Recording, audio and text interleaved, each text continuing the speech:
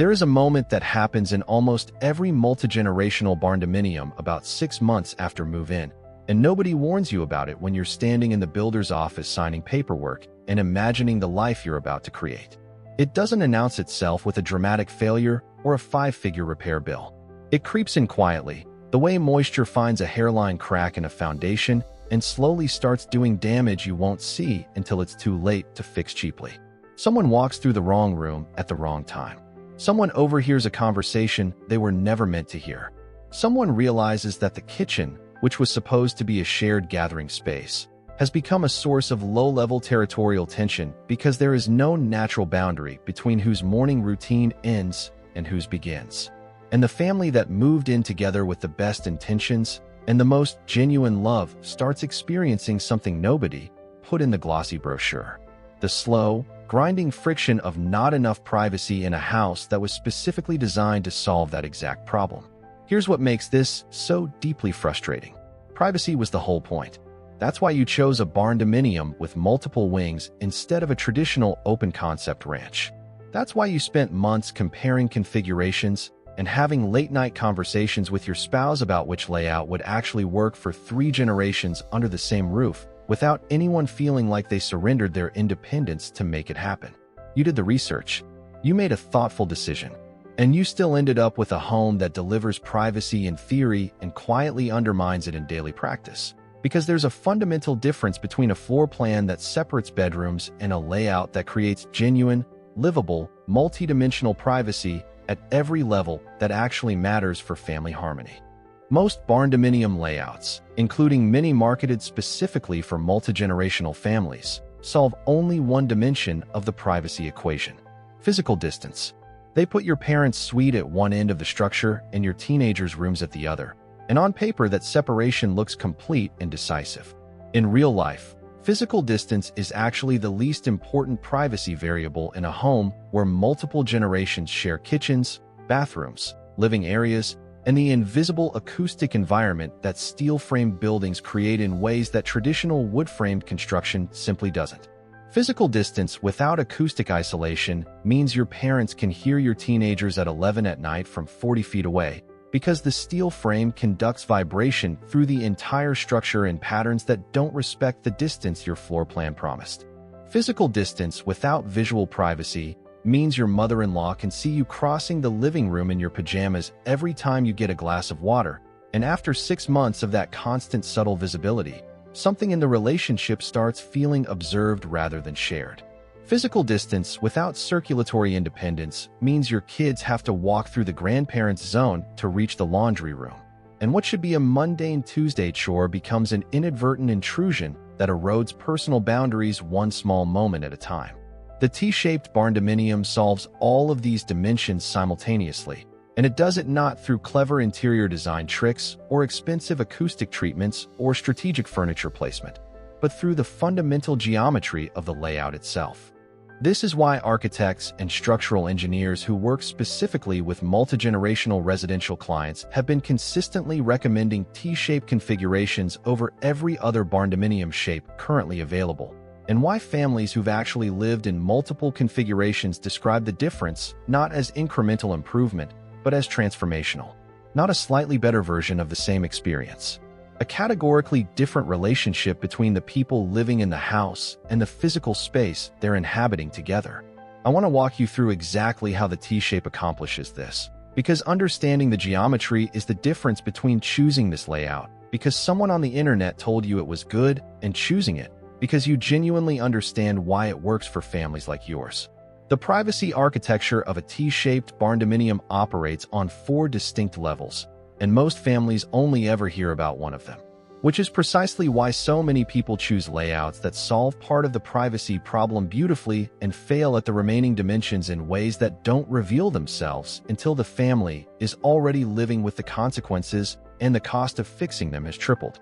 The first level of privacy the T-shape solves is acoustic, and this is the one that damages multigenerational relationships faster and more invisibly than any other factor in shared living.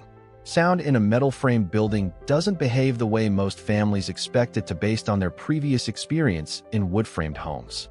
In a wood-framed structure, sound travels primarily through the air, which means physical barriers like walls and insulation interrupt most of it before it reaches the next room. In a steel-framed barndominium, sound travels through two paths simultaneously, through the air and through the structure itself, and the structural path is dramatically more efficient at transmitting vibration across long distances than anyone who hasn't lived in a metal building fully appreciates until they're experiencing it from the inside. A teenager playing bass-heavy music in their bedroom at 10 at night isn't just sending sound through the air toward their grandparents' suite. They're sending vibration through the steel frame that connects every zone of the house to every other zone. And that vibration arrives at the grandparents' bedroom wall having lost remarkably little of its energy along the way. This is the acoustic reality that most barndominium builders either don't fully understand or don't explain clearly because it's not a selling point. The H-shaped layout makes this problem significantly worse because the connecting bridge between the two parallel wings creates a continuous steel pathway that links every zone of the house in an uninterrupted structural chain. Sound generated in one wing travels through the frame of the bridge and radiates into the opposite wing from the walls and ceiling as if the distance between them barely existed. Families who've built H-shaped barndominiums with genuine multigenerational privacy in mind describe this discovery as one of the most disorienting post-move-in realizations they've experienced, because everything about the floor plan told them the zones were separate, and then the physics of the structure quietly informed them otherwise. The T-shape interrupts this structural sound path at the junction point, where the perpendicular wing meets the primary structure. Because the two wings connect at a single intersection rather than along a continuous parallel frame, vibration traveling through the structure has to navigate a directional change at that junction, and that directional change, combined with properly detailed acoustic isolation at the intersection, reduces transmitted sound levels by between 8 and 14 decibels in real-world residential metal building conditions. A 10 decibel reduction is perceived by the human ear as a 50% reduction in loudness. That's not an engineering abstraction. That's your elderly father actually sleeping through the night, instead of lying awake listening to sounds he can identify but can't escape. That's your teenager actually studying in their wing without absorbing the ambient noise of a television playing 3 zones away. That's the acoustic privacy your floor plan promised, and that the T-shape's geometry is actually capable of delivering in a way the H-shape structurally cannot, without expensive retrofitted acoustic treatments that most families never budget for because nobody told them they'd need them. The second level of privacy is visual, and this one operates on a psychological mechanism that most families don't recognize as a problem until they've been living with it long enough to feel genuinely exhausted by it. In an H-shaped barndominium, the central hub creates open sight lines between the two wings that mean movement on one side of the house is frequently visible from the other side. This isn't a catastrophic design failure. It's a quiet, persistent social pressure that accumulates over months. Every generation in a shared household has different standards of personal presentation, different comfort levels with being seen in various states of undress or emotional vulnerability, different moments of the day when they need to feel genuinely unobserved.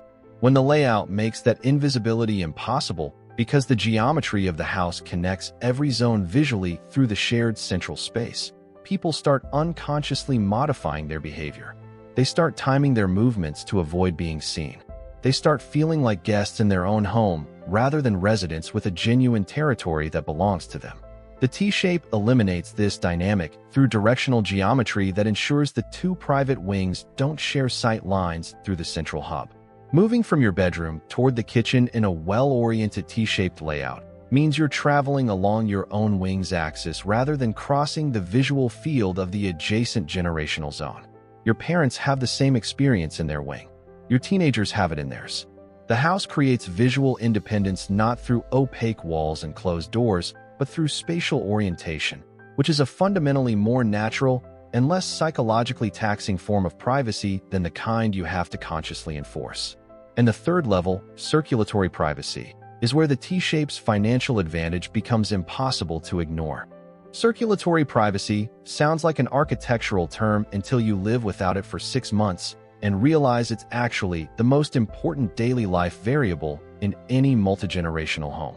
It's the ability to move through your own space, from bedroom to kitchen to bathroom to outdoor area, without passing through someone else's territory. Without that freedom, the house starts to feel less like a home with multiple occupants and more like a shared hotel where every trip down the hallway is a social negotiation disguised as a mundane errand. The grandparents can't get to the laundry room without passing through the teenager's wing. The teenagers can't get to the garage without cutting through the grandparents' sitting area.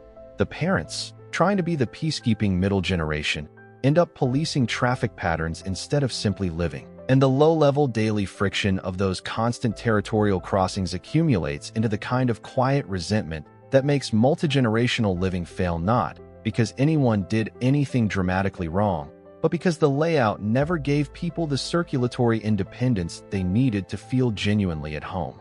The T-shape solves this through what architects call directional zoning, where each generational territory has its own natural path of movement that doesn't require crossing into any other zone to reach shared amenities.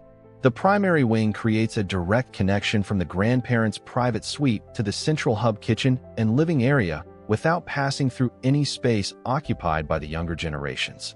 The perpendicular wing does the same for the children's zone, connecting their bedrooms directly to the central hub from a different directional axis. The parents occupy the intersection, equidistant from both zones, with natural circulation paths in both directions. Nobody has to negotiate. Nobody has to time their movements to avoid awkward encounters. The floor plan enforces respectful boundaries without anyone having to ask for them, which is the most powerful thing a layout can do for a multigenerational household because it removes the social labor of maintaining those boundaries from the family's daily emotional workload. The financial dimension of this circulatory advantage is where most families have their first genuine surprise. Because the T-shape's directional zoning creates natural separation without requiring elaborate corridor planning, it recovers between 8 and 12% of interior square footage that H-shaped layouts consume in transition spaces and circulation hallways that exist purely to create the separation the layout can't achieve through geometry alone. For a 2,400 square foot build, that recovery represents between 190 and 290 square feet of space that in a T-shape is genuine livable room and in an H-shape is expensive corridor. At current Barndominium construction costs averaging between $85 and $110 per square foot for quality mid-range builds, that recaptured square footage represents between $16,000 and $32,000 of construction value that the T-shape delivers efficiently and the H-shape quietly consumes in the walls between zones. A family in Central Texas discovered this specific financial reality after building a 2,800 square foot H-shaped barndominium and realizing 18 months into occupancy that nearly 300 square feet of their finished space was hallway and transition corridor that nobody actually used as livable room. They'd paid somewhere between $25,000 and $33,000 to build square footage that functioned as a privacy mechanism rather than as living space. And because it was built into the structure, they couldn't reclaim it without a significant renovation. When they eventually consulted an architect about modifications, she told them that a T-shaped layout of the same total square footage would have delivered equivalent or better separation with significantly more usable interior area, because the geometry did the separation work that their H-shape was doing with corridor footage. They didn't make a bad decision based on bad information. They made a reasonable decision based on incomplete information, which is the story behind most barndominium regrets when you trace them back far enough. The fourth level of privacy the T-shape delivers is the one that almost nobody in the barndominium planning conversation talks about. Probably because it's harder to quantify in square footage or decibel reduction or construction cost savings. It's psychological privacy, the felt sense that your personal territory has a definable beginning and end, that there's a threshold between your space and shared space that everyone in the household understands without it ever needing to be explicitly negotiated, and that crossing that threshold is a choice you make consciously rather than something the layout forces on you accidentally a dozen times a day. And the way the T-shape creates this psychological clarity is rooted in something so simple that most families overlook it completely when they're comparing floor plans. Psychological privacy is the hardest dimension to explain to someone who hasn't lived without it, and it's the most powerful argument for the T-shaped barndominium that almost never appears in floor plan marketing because it can't be captured in a square footage number or a cost per foot comparison. It lives in the felt experience of moving through a home that understands your boundaries without you having to enforce them. And it's the difference between a multi-generational living arrangement that strengthens family relationships over time and one that slowly erodes them through the accumulated weight of 1,000 small boundary violations that nobody intended and nobody can quite articulate, but everyone quietly feels. Here's how the T-shape creates psychological privacy at the level of daily experience. Every wing in a T-shaped barndominium has what designers call a threshold moment, a physical and spatial transition point where you move from the shared central territory into a zone that belongs unmistakably to one generational group. In the grandparents' wing, this threshold might be a short corridor that begins just past the kitchen, narrows slightly, and turns a degree or two before opening into their private suite area. That turn, that narrowing, that subtle spatial transition signals to everyone who passes it, including the grandparents themselves, that something has changed. You are no longer in shared territory. You are in someone's private space. The body registers that shift before the conscious mind articulates it. And that pre-conscious registration is what creates the psychological sense of genuine privacy that makes people feel safe and at home rather than perpetually visible and available. The H-shaped barndominium struggles to create these threshold moments because its geometry works against them. The wings extend from the central hub in parallel, which means the transition from shared space to private space happens along a continuous open axis that the eye can follow from one end of the house to the other without interruption. There's no natural narrowing, no directional change, no spatial moment that signals a territorial transition.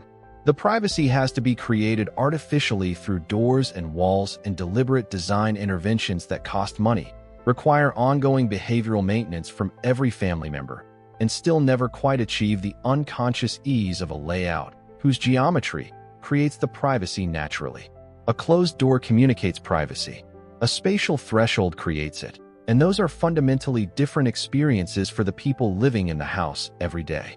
This psychological dimension is why families who switch from H-shaped to T-shaped barndominiums consistently describe the change in emotional rather than functional terms. They don't say the T-shape is more efficient or better engineered, though it is both of those things. They say it feels different. They say the house feels calmer. They say the relationships feel easier.